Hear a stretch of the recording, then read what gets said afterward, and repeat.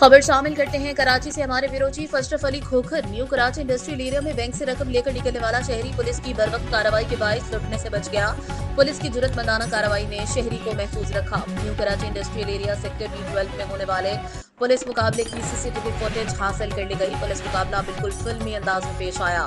मुकाबला चंद घंटे कबल पेश आया। एसएसपी डिस्ट्रिक्ट सेंट्रल के मुताबिक 2 मोटरसाइकिलों पर सवार 4 मुसल्लह मुलजमान ने शहरी का बैंक से पीछा किया और इसे रोक लिया। पीछे से मोटरसाइकिल पर गश्त करने वाले 2 पुलिस एहलकार बर वक्त मौका पर पहुंच गए। पुलिस और मुसल्लह डाकुओं के दरमियान 2 तरफा फायरिंग का तबादला हुआ, जिसमें मुलजमान को पुलिस पर फायरिंग करते हुए वाज़ेह तौर पर देखा जा सकता है। शहरी बैंक से 90,000 रुपए की रकम लेकर निकला था। मुलजमान ने आते ही कहा जो पैसे बैंक से निकाले हैं वो दो। पुलिस की बर्वक्त कार्रवाई पर शहरी ने कहा सिंध पुलिस हमारा फख्र है। हलाक मुलजिम की शनाख्त शफीक जबकि जख्मी गिरफ्तार मुलजिम की शनाख्त तमीम के नाम से हुई। दोनों मुलजिमान मौके से फरार होने में कामयाब हो गए।